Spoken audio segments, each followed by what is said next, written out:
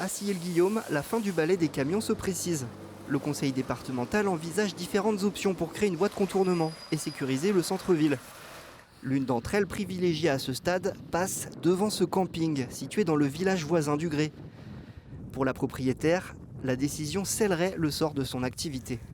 J'ai pas encore de solution pour mettre du double vitrage sur mes toiles de tente et sur les mobil-homes. Donc non, c'est une nuisance très forte. Et même visuellement, vous avez mis, là, la rocade, elle passe derrière nous. Là.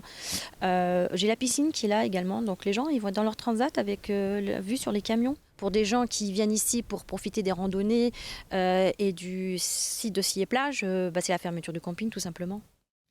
Comme Laetitia, une dizaine de riverains du lieu-dit Le Landreau s'opposent au projet. Ils viennent de se regrouper au sein d'une association.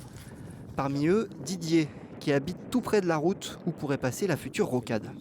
Je vais devoir m'affronter à un carrefour où il va y avoir des camions en plus grosse quantité qui vont monter et descendre. Donc je vais m'affronter en plus à un bruit qui va être bien plus important que celui d'avant.